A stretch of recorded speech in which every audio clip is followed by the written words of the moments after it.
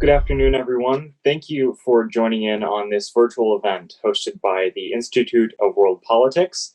For those of you who are new, IWP is a graduate school of national security and international affairs that has 5 master's degree programs, 18 certificates of study, and a new doctoral program. We also offer the opportunity to take a single course without having to pay an entire semester's worth of tuition cost. One can also audit a course at much less cost. If you're interested in learning more about us, please visit iwp.edu. Today's IWP event is the 6th Annual Student Symposium. Students will be presenting research papers from their studies here at IWP. If you have any questions for the speakers, please feel free to comment your questions in the Zoom Q&A portal or on the Facebook live stream at any time during the course of this event.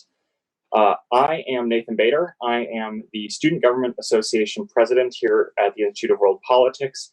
I'm a second-year master's student focusing on national security and statecraft with emphases in public diplomacy and the continent of Africa. Our first speaker this evening for the Student Symposium is Mr. Jared K. Martin. He will be speaking on the implications of China's Belt and Road Initiative for U.S. national security. Jared is an IWP graduate with an MA in Statecraft and National Security Affairs, with a research background on the impacts of China's rapidly expanding role in global affairs and U.S. national security priorities. Jared, the floor is yours. I look forward to your presentation.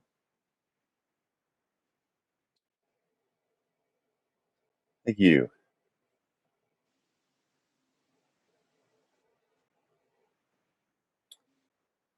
Okay, my presentation is on China's Belt and Road Initiative. Try to speak quickly to get as much of the information through as possible and still leave time for questions at the end.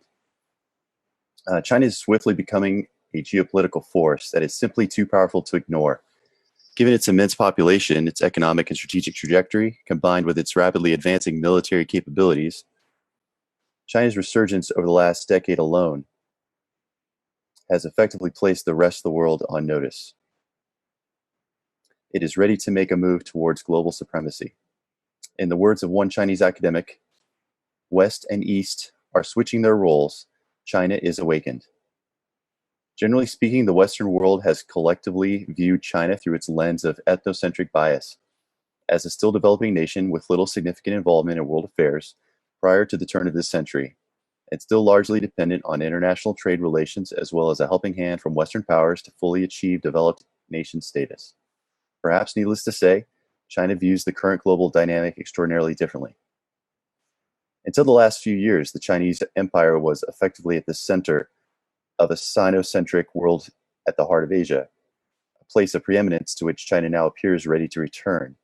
As a reflection of this ambition and mindful of the potential pitfalls besetting the path, China has begun to institute sweeping programs targeting the world beyond its borders, hoping to use them in an effort to catapult past its competition in pursuit of Beijing's ultimate goal, global hegemony. China is on a state-sponsored mission to gain an absolute advantage over the United States in economic power, workforce development, geopolitical influence, military might, social clout, and environmental stewardship, a process which has already begun. As expressed by China's President Xi Jinping, China's time is now. It has been more than 70 years since the Communist Revolution established the People's Republic of China. Needless to say, both the world at large and China's place in it have changed significantly during that time. In the minds of both its leadership and its people, China's rich and extensive cultural history has effectively reserved for it a place at the head of the world affairs. By way of industrialization, international trade, and the development of its socialist market economy, China has again ascended to a position of prominent global standing. While authoritarian controls and central planning serve the more traditional components of its communist ideology, in China they have managed to successfully incorporate specific elements of the free market within their economic structure, commonly referred to as socialism with Chinese characteristics. These free market elements have, in turn, helped create the necessary conditions of the kind of rapid growth and economic prosperity that typically only free trade and capital investment can provide, propelling China to its current position as the second largest economy in the world, trailing only the US, and potentially not for much longer. Now looking to make investments of its own in an effort to expand its influence well beyond its borders, China appears ready to pursue the means by which it may effectively restructure the global economic order and re-establish itself at the center of global affairs. The historical Silk Road was established during China's Han Dynasty, expanding westward and consisting of trade networks to the territories of Central Asia and Arabia, eventually extending more than 4,000 miles to faraway Europe. A core development of this historical trading route allowed for the exchange of goods across regions and continents. And the period of the original Silk Road effectively made Central Asia the axis of global trade and an epicenter of early globalization, connecting Eastern and Western markets, spurring immense wealth, and intermixing cultural and religious traditions, not to mention significant exchanges in scientific discoveries and technological advancements like paper and gunpowder. From its earliest days, China has effectively maintained a Sinocentric worldview, not just in regard to international trade, but essentially as its fundamental position in both global affairs and world history. The term Sinocentrism refers to the ideology that China is positioned as the rightful center of the world, culturally, economically, and politically. Chinese culture itself has over 4,000 years of continuous history, and today's China maintains that the Chinese Empire was the world's greatest civilization. The very word translated China by the West literally means center under heaven, and its emperor was considered the only legitimate emperor on earth. From the inauguration of China's first emperor, circa 2300 BC, to the abdication of its dynastic rule in 1912, a period spanning 43 centuries, the Chinese Empire was governed by a series of hereditary monarchies believed to possess the mandate of heaven. The original structure of the Chinese Empire was itself a Sinocentric system whereby many of China's neighbors, including Japan, Korea, Vietnam, etc., were officially vassal states. Beyond the vassals were a ring of tributary states, while the areas beyond the tributary states were outside China's Sinocentric influence and thus referred to as lands outside of civilization. Another aspect of the Sinocentric system was the tribute to trade system, whereby countries wishing to trade with China were required to pay tribute to the Chinese emperor, a model that did not face any substantial challenges until the 18th century, amid growing presence of European merchants. When taking into account the full history of the Chinese people, the past few hundred years of modern Chinese history has been little more than a footnote amidst the totality of the nation's proud past. However, that footnote has been an historically damaging one, not only to the pride and national spirit of the Chinese people, but fundamentally to China's relationship with imperialistic foreigners, and particularly the West.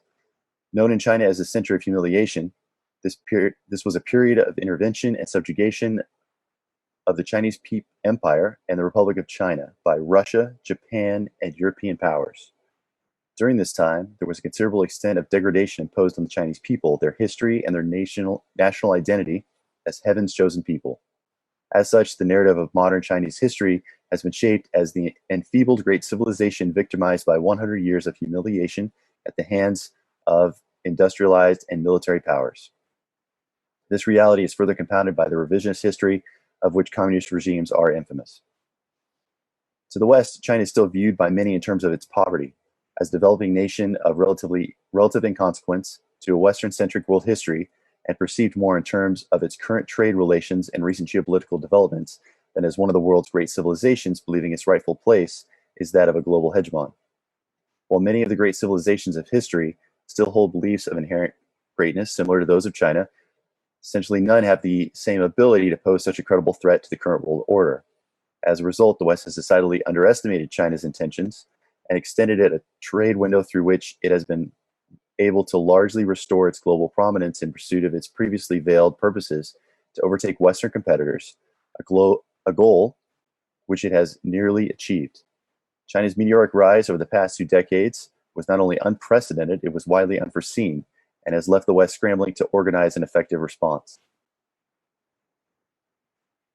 Despite the hopes and plans of Western democracies dating back to the reopening of China in the 1970s, China's economic prosperity has not succeeded to bring about the successful liberalization of its communist government as widely anticipated.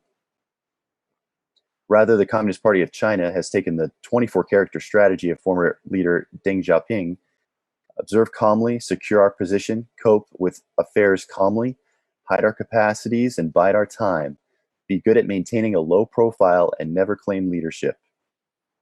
and they traded it for new leader Xi Jinping's more aggressive national strategy designed to overtake and surpass the US as the top global superpower.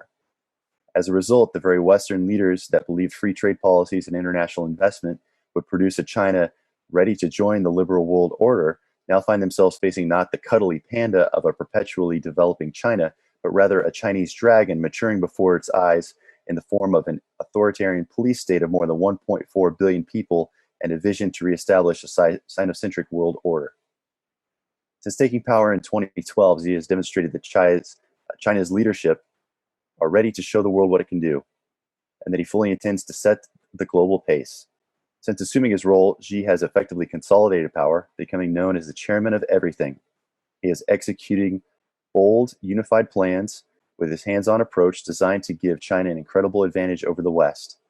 According to one expert, under Xi, China now actively seeks to shape international norms and institutions while forcefully exerting its presence on the global stage.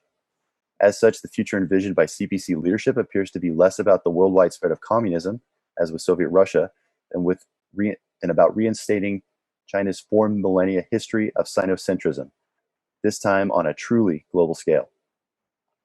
The endgame for the Communist Party of China is achieving what is referred to as the Great Rejuvenation of the Chinese nation, which includes the restoration of the wealth and power formerly enjoyed by China prior to its infamous century of humiliation.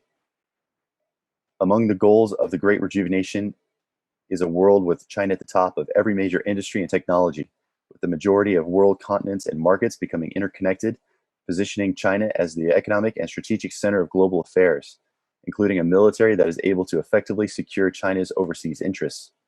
If fully realized, the ultimate rise of China would likely bear a close resemblance to the British Empire than an economically weak Russia engaged in global ideological struggle with the US. For China, the goal is fundamentally straightforward. First, to economically surpass the US, then to focus on constructing long-term advantages designed to further its economic leverage over the international community. In 2013, new Chinese President Xi Jinping launched a global infrastructure project called the Belt and Road Initiative, an ambitious foreign policy effort designed to reshape the landscape of global investment and international trade while giving a 21st century upgrade to the historical Silk Road and maritime Silk Road trading routes. The BRI is Xi's signature foreign policy project and part of the CPC's plan to help usher in the Great Rejuvenation through increased geopolitical influence and soft power, while boosting GDP and reinforcing its status in the global economic community. The BRI is itself highly centralized, top-down project administered by CPC leadership, involving a series of investments with the stated purpose of promoting new corridors of trade and connectivity between China and the world. Beijing intends to revive memories of the imperial tributary structure of the Chinese Empire, endeavoring to build a vast system of transportation, energy, and telecommunications networks, with China as a centerpiece, linking it to resources and markets across the globe. According to Xi, such a network would break the bottleneck in Asian connectivity, as well as dramatically expand the use of China's currency. While unsurprisingly, the initial response from the global community was simply to wait and see, China soon gained the attention of the international community with its initial wave of BRI investments, amounting to hundreds of billions of dollars. The BRI currently includes more than 125 signatory countries, with the potential to impact approximately 2/3 of the global population, and includes an annual cost projection in excess of $1 trillion. The Belt portion refers to the development of infrastructure, trade, and investments to connect China to Central Asia and Europe, while the Road portion targets coastal infrastructure and maritime connectivity, extending as far as the Mediterranean Sea. The buckle in the belt is a central passage extending from the far western edge of China and moving southeastern to Pakistan's port of city of Gwadar on the Arabian Sea. This buckle portion of the Silk Road is most vital section of the entire land-based portion of the BRI project, due primarily to its strategic proximity to both China and key energy suppliers in the Middle East and Africa. There are also more recent additions to the original BRI, including a digital Silk Road consisting of infrastructure investments for telecommunications and digital payment systems, as well as a polar Silk Road designed to develop energy and infrastructure in the Arctic. As of 2017, the BRI was comprised of 6 economic corridors. stretching from China to the Mediterranean and the South Pacific. The BRI includes a wide array of potential project types and consists of hard infrastructure projects such as transportation, energy, IT, and communications, as well as soft infrastructure projects like the creation of special economic zones, the negotiation of free trade agreements, currency swap agreements, and jointly reduced tariffs. The Asian Development Bank has reported that the region is only spending roughly half of the amount required to effectively support its current growth, leaving an infrastructure gap in financing estimated between $800 billion to $1.7 trillion per year. The immense demand of infrastructure far exceeds what multilateral development banks, international investors, and governments can be expected to fulfill. This shortfall in available funding is the investment gap that China's BRI is attempting to exploit in an effort to secure as many of the available investment projects as possible, including the accompanying influence and long-term benefits. In addition to establishing an economic framework for its new Sino-centric world order, the BRI is designed to address many of Beijing's more practical issues. First and foremost, China's massive population, combined with its efforts to achieve a standard of living comparable to that of the developed world, has left it with a massive energy deficit. As a result, Beijing has turned the BRI project to secure sufficient resources for its rapidly expanding energy needs. China currently leads the world in importing a broad spectrum of natural resources, chief among them oil and natural gas. Additional liabilities being targeted by the BRI include the pressing need for China to offload what was initially a sizable surplus in steel and construction trade labor, along with the desire to bring further development to China's remote western provinces. There is also a pressing need for China to diversify its energy import routes to reduce a substantial dependence on oil shipments traversing the vulnerable Malacca Strait, and to establish inland trading routes that would be shielded from potential interference by the presence of a foreign military. Beijing is also highly cognizant of the need to avoid becoming ensnared by a serious threat which all developing nations face, the middle income trap. Effectively, the middle income trap is the process by which wages, quality of life improve in a developing nation in conjunction with a rise in low-skilled manufacturing to the point that the cost of production ceases to be cost-effective for international manufacturing, and existing operations relocate to less developed nations able to produce at a lower price point. Once the market reaches this crossroads, the momentum of rising wages and quality of life stalls out, leaving the developing nation in question, struggling to either complete a successful transition to the production of higher value goods and services that are requisite for a fully matured economy, or that nation remains effectively trapped in the middle income development stage without any real prospects of escaping. Since 1960, this scenario has plagued close to 90% of middle income countries, and CPC leadership are very eager to ensure China does not become its next victim. As a result, in 2015, a complementary element to BRI and part of China's new bolder statecraft, Beijing announced its Made in China 2025 initiative, China's strategic plan to upgrade its national infrastructure capabilities from labor-intensive workshops into more of a technology-intensive powerhouse. In addition, rather than simply working to expand its export markets, China plans to use the BRI to become a net importer with a prime focus on oil and other natural resources required to keep its sizable economy moving forward. As China continually looks to meet domestic consumption, it is utilizing the BRI to target developing nations for infrastructure development projects required to make the harvesting and transporting of natural resources from its nations not only cost effective, but available at a price which will undercut current international market. Despite its seemingly endless list of potential advantages, it is vital to note that BRI projects to date have developed a rather extensive list of shortcomings. These issues include controversies related to financing and unsustainable debt, corruption, environmental damage, legal issues, and community opposition, all of which has served to darken the initially bright aspirations of the BRI brand, and subsequently spurring criticism of China's approach. There also exists legitimate concern that much of what BRI consists of, practically speaking, amounts to little more than debt trap diplomacy, with sizable loans being underwritten by China's state-owned banks at risk developing nations desperate for infrastructure investment, often at any price. These high-risk borrower nations end up placing their economies at extraordinary risk of potential widespread default. The BRI has failed to live up to its billing, by all accounts, 7 years into the project, the framework of the BRI remains remarkably vague, effectively devolving into a blanket term for all Chinese overseas economic, social, and political activities, with an abundance of ambiguous language, undefined elements, and unanswered questions. As of yet, there's still no official budget figure attached to the BRI apart from the generalized high-level figures and without much by way of supportive evidence. There's also no official map to indicate the location and span of BRI projects to be undertaken, nor is there even a published list of official projects available for reference. Despite the release of some generalized data figures, it remains clear to outside observers that these numbers are still remarkably abstract and conceptual, failing to approach anything even remotely substantive.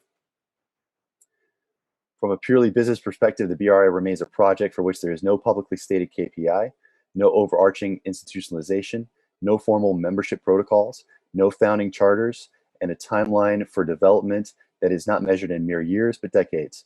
While the grand vision of the BRI has certainly made headlines, upon taking a deeper dive, one is quick to discover oneself floating within the vacuum of Beijing speak, where one either takes the illusions at face value or risks descending into an empirical black hole.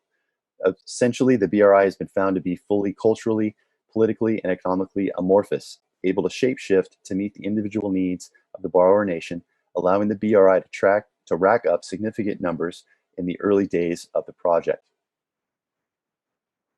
If successful, the BRI stands capable of emerging as perhaps the most influential international economic development project of the 21st century, on par with the Industrial Revolution of the 19th century and central banking of the 20th century. An effective rollout of the BRI would place China at the heart of the world's largest economic network, making it the de facto epicenter of the global economy and resulting in a massive shift in both power and influence from the US to China, echoing a similar power shift that occurred during the 20th century from Britain to the US. At present, the US-China struggle is primarily an economic one. It would seem that the US political philosophy of engage but hedge regarding China had essentially eroded over time to point to a full engagement void of any meaningful hedging. Being steered by the misguided consensus that an enriched, developed China would become a liberalized China and vastly underestimating the resolve of the CPC in that process, Western leaders remained comparatively open to China's export and investments, while China followed a broadly predatory approach to economic relations with the West, deploying subsidies, tariffs, and non-tariff barriers while restricting investment in strategic sectors of its economy. As a result, China has received the massive influx of global capital necessary to being pursuing the Sino-centric objectives, something the Soviets could only have dreamed about. The CPC has the added advantage of not only reaping the benefits of its booming economy, but of utilizing its system of state-owned companies and financial institutions to aid the execution of its grand strategy. As China has modernized, it has leveraged its abundance of low-cost, low-skilled labor with consolidated supply chain advantages to effectively become the world's workshop.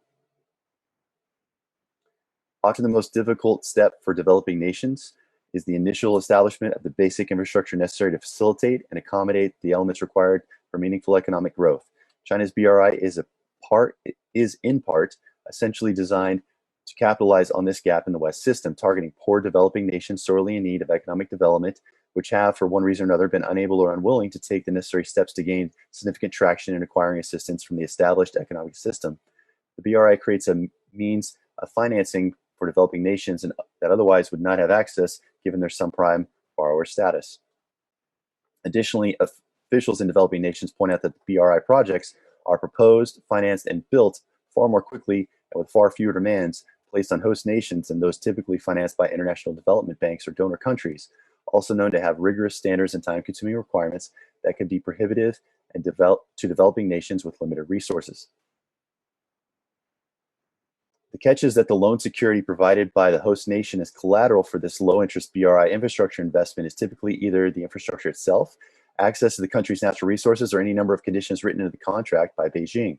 If and when the host nation defaults on its BRI loan, the infrastructure project is then repossessed by China in accordance with the terms of its individual agreement, typically resulting in some variation of long-term, low-cost lease to China of the newly completed project, which may also extend to favorable terms on accessing the nation's coveted natural resources. If, however, the host nation does not default, it stands to benefit from a potential jumpstart to its economic development while also being guaranteed China's longstanding patronage of the fruit of its new infrastructure development. While these advantages may provide a more appealing investment package over standard World Bank investments, which do not come with such guarantees, there remains concern that China will use its position to leverage its will upon the trade partnerships and foreign policies of BRI nations, much in the same way China already uses similar methods to conduct its foreign policy around the world. For example, the One China policy, pursuing punishment of foreign critics, etc.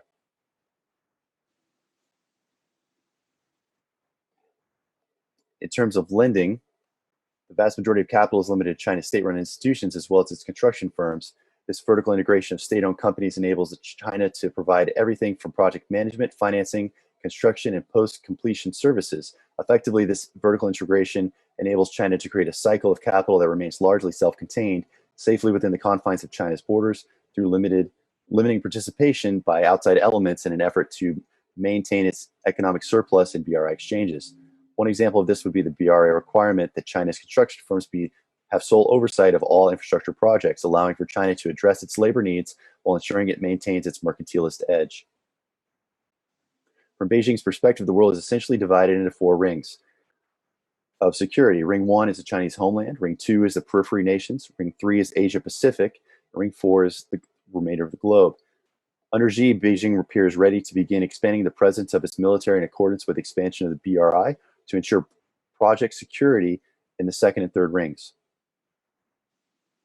The United States shares the growing concern of many in the international community that the BRI could itself serve as a Trojan horse for China-led regional development and military expansion. In 2018, Vice President Mike Pence addressed the BRI at the Hudson Institute and began in summit meetings in Asia, encouraging regional countries to choose the better option of U.S. financing, saying, "We don't drown our partners in a sea of debt. We don't coerce or compromise your independence. We do not offer a constricting belt or a one-way road." Secretary of State Mike Pompeo echoed this message of debt trap diplomacy, warning that China's BRI is an attempt to effectively buy an empire. The U.S. has been working to reinforce its strategic partnerships in the Indo-Pacific and Southeast Asian regions, and has also passed several measures through Congress. One of its primary initiatives is known as the Blue Dot Network, an across-the-board certification process focused on the various elements of a given infrastructure project while centering on the needs of transparency and sustainability, with a mandate to mobilize private finance for infrastructure investments in cooperation with regional partners. Officially, the BDN is a multi-stakeholder initiative designed to bring together governments, the private sector, and civil society in order to promote high-quality, trusted standards for global infrastructure development. The BDN also includes resources to provide legal and technical services, help Indo-Pacific countries evaluate contracts and debt sustainability prior to nations signing up for the BRI. BDN has since been deployed to aid Maldives in a reassessment of its crushing debt with China, and has also aided Myanmar in renegotiating terms of its deal with China for a deepwater port, much to the irritation of Beijing. Today's emerging economic struggle will require the U.S. and her allies to both think and act on a global scale, abandoning the regionalism of past eras of global conflict to embrace an integrated approach that effectively spans the globe.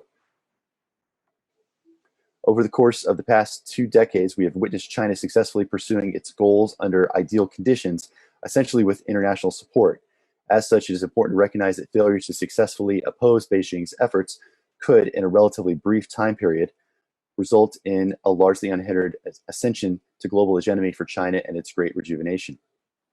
It is essential that U.S. strategy account for the profound effects of economic policy on security, as power distribution will fundamentally be determined by Washington's ability to ensure a favorable balance of power in the economic domain, which will ultimately define the future of U.S. national security interests. If the U.S. is to successfully pursue an economic decoupling from China, it must do so by first building an effective coalition of allies and a move to unify the liberal world against Beijing.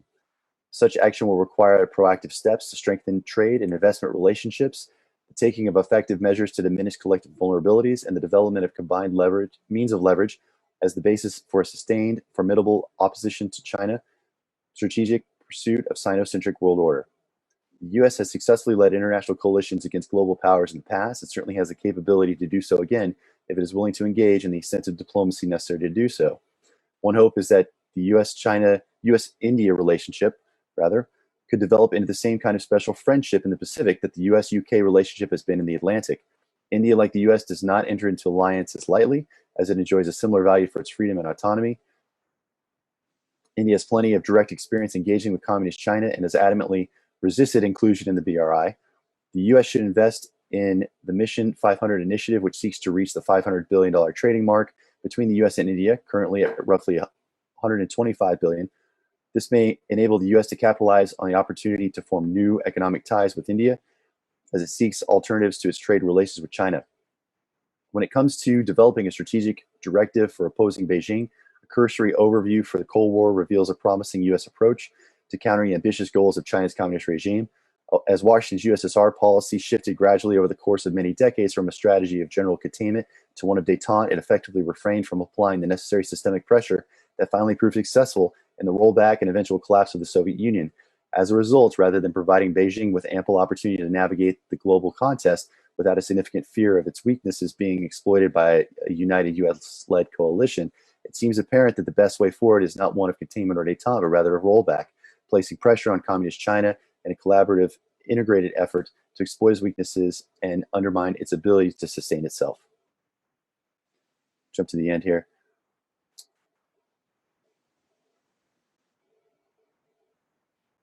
As the BRI has officially been enshrined in CPC's constitution, Beijing has made clear that China is now wedded to the initiative and will not abandon it despite setbacks, pushback, or reputational costs. It is essential for the West to understand the life cycle of such initiatives on the part of China, that they often evolve over time from impressive sounding slogans to meticulously structured programs via an extended trial and error process. While the BRI may have encountered significant challenges from its onset, the scale and scope of the BRI is such that even modest improvements in its standards and procedures could provide significant benefits to the overall project. In short, the Chinese are going to see the BRI through, even if it takes Beijing a bit of time to get the formula right. As a result, these early stages will prove critical to the success of Western powers in their efforts to counter the BRI and its Sino-centric objectives. It remains imperative that the U.S. respond with decisive economic measures in a timely manner designed to proactively counter Beijing's ability to compete with the U.S. economically or further fund its own initiatives. If executed effectively, it is possible, like the USSR, China would eventually reach the point of economic and/or political collapse. A sense of urgency remains key in seizing the initiative, as the U.S. must avoid its habit of engaging with China from a defensive or reactive posture. To emerge victorious in this global economic struggle with China, the U.S. must stay ahead in the race for world dominance. Rather than the arms race of the Cold War, the U.S. now finds itself in a GDP race with China. The stakes, however, are no less high. The U.S. must craft a unifying message to rallying a coalition of strategic partners from across the international community to counter China's expansionist efforts. It must lead this coalition of allies to a sustained victory in the economic battle with China, and it must work to maintain effective military deterrence as well as technological advantage. Staying ahead of China in the GDP race will effectively allow the U.S. to maintain its advantage in the other key elements listed here, successfully paving a strategic path to countering Beijing's pursuit of a new Sino-centric order. Okay, thank you, Jared. That was wonderful. I have just one question for you that comes from Robert. And because we're just a few minutes over, if you could answer this in about a minute, that would be perfect. I will also be paraphrasing Robert's question. So, would it help China to expand the use of its currency in foreign exchange markets in order to possibly seriously compete with the US dollar?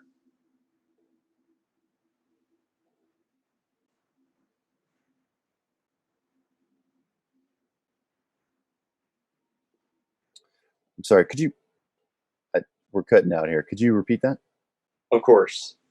So I'll be paraphrasing Robert's question. He asks, would it help China to expand the use of its currency in the foreign exchange markets in order to compete with the US dollar? Absolutely. What we're seeing is that as China continues to make these loans through the BRI initiative, it's ratcheting up in terms of billions and trillions of dollars that are entering the market as accumulated debt, and as such, the Chinese currency is actually reaching a point where it could rival the U.S. dollar as a reserve currency. So there's a lot of potential gains to be made there by the Chinese, and they are certainly looking to take advantage of that. Right. Thank you, Jared.